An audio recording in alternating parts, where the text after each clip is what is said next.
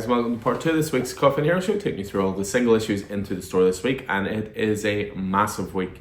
I mean, normally we get anywhere between sort of 600 to 700 units of comics. This week it was 1,000, so it sort of gives you an indication. There are reasons for that. There's 2 Ultimate titles this week, there's 2 Absolute titles this week, and then just loads of great stuff in between. So let's just jump straight in with variants. So again, because it's quite a big release week in terms of single issues, there's quite a lot of variants to go with that. So we kick things off with Absolute Batman number 6. We have Simon Bisley on variant cover duty. Great to see their art back on the comic covers. It's been a little while, but doing a variant there for Absolute Batman 6. We have Frank Quitely on variant cover duty, one of my favourites of the week. I have to say I love the sort of minimalist nature of it, but also incredibly detailed if you look at it up close. You have local legend John McCrea doing the 1 to 25 retailer incentive variant cover, also for Absolute Batman number 6. And then we also finish off, let me see. Well, no, we move on to the Absolute line next, so let's do that. So we have Absolute Flash number 1, so we have Dan Panasian on variant cover duty. So that is for the latest addition to the Absolute Universe, Absolute Flash. We have the retailer incentive 1 to 25 variant cover by Jeff Lemire, an homage variant cover as well. And we have the retailer incentive 1 to 50 variant cover by Clayton Crane. So from there we move on to Batman and Robin Year 1 number 6. We have a cover by the brilliant Cliff Chiang, who always does amazing covers, one of my favourite artists, the New 52 era. Did the brilliant Wonder Woman with Brian Azzarello. We have Catwoman, whereas far now as Catwoman 74, and Frank Cho on variant covers. We have Bruno Redondo doing one for Detective Comics, whereas far now as 1095. Lovely cover that. We have Nightwing 124 this week, and so a rather nice cover here of Jorge Fornes. Tons of depth to this cover actually. Just looks like a scattering of photos, but then you start to realize it's the Nightwing logo. Lovely cover. So Marvel, we'll do one more DC and then we'll finish Marvel, or move on to Marvel. We have David Nakayama doing a foil variant cover for Zatanna number 2. On the Marvel, we have some Peach Momoko covers, part of her Peach Momoko Kimono variant month. So we have new champions. First of all, there is also a couple more. You have Psylocke as well, number 5. And then the last Momoko variant here is from Magic number 3. Moving on a little bit here, we have Ultimate Black Panther, whereas far now as issue 14, variant cover by Rod Rice. We have One World Under Doom, Lino Yu doing variant cover for Doombot, or Doom T-Rex bot, if you will. So issue 2 there. We have Void Rivals, the retailer incentive 1 to 10 variant cover, done by Connor Hughes. Transformers retailer incentive 1 to 10 variant cover, done by Carl Kerschel. And then a couple more retailer incentives to finish. We have the 1 to 25 for Nightwing, which is done by Amanake Nahulapan. And then we finish off with the Ashley Wood 1 to 25 variant cover for Detective Comics 1095. So that's the variant side of things. Let's move on then to the traditional cover A. So as I said, it's a big week. So none bigger than the Absolute line and Absolute Batman. First of all, we're at issue 6. This issue is awesome. I've been very vocal about the fact I think Absolute Superman is the best Absolute book. This is now beside it after this issue, issue 6, an absolute blast. We have Absolute Flash number 1 launching this week from the great team of Jeff Lemire and Nick Robles. Highly enjoyed this as well. Really fresh, really exciting, but also something quite nostalgic about it, which is really nice. We've ordered big on that, just so you guys don't miss out. We have Batman 613, the latest Hush facsimile, one of those famous covers as well, the Harley Quinn poster in the background, but it looks like she's got the gun pointed at the head of Batman and a slain Catwoman in his arms.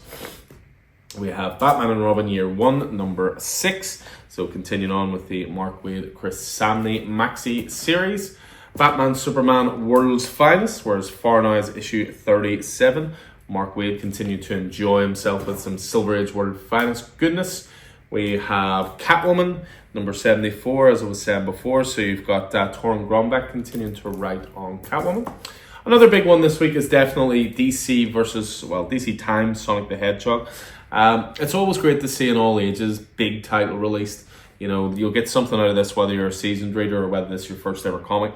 But yeah, the creme de la creme of the DC universe and the Sonic universe all mixing together into one. Again, we went big on that because, as I say, it's nice to see a sort of AAA all ages title.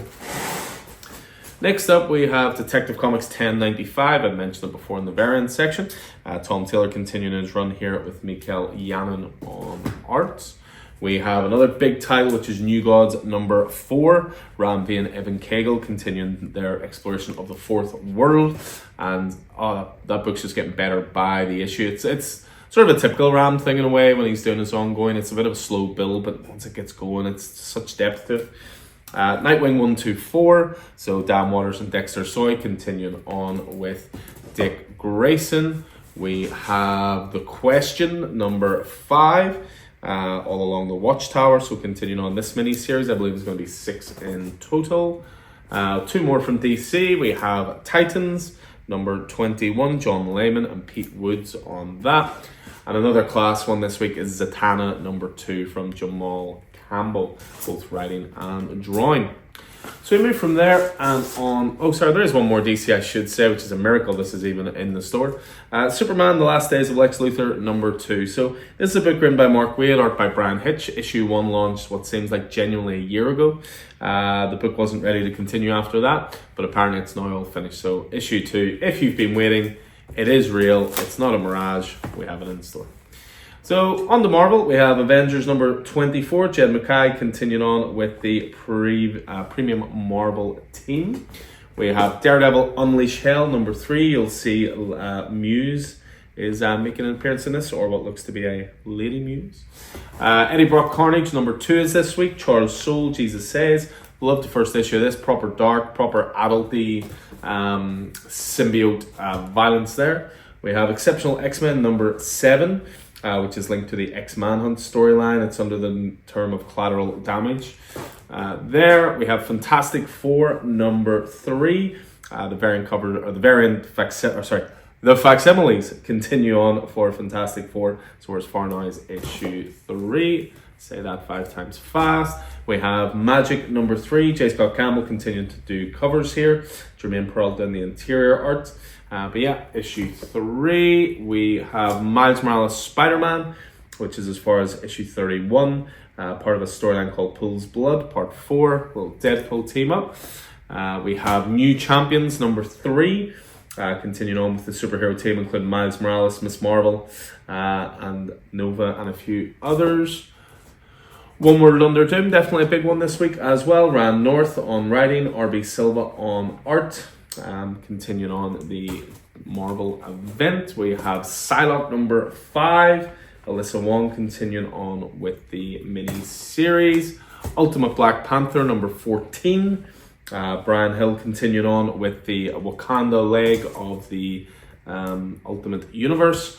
Ultimate X-Men number 13. Peach Momoko continuing on with her mutant book in the Ultimate Universe. Werewolf by Night number 8. This is part of the Red Band initiative, hence the poly bag. And then we finish off Marvel with X-Force number 9.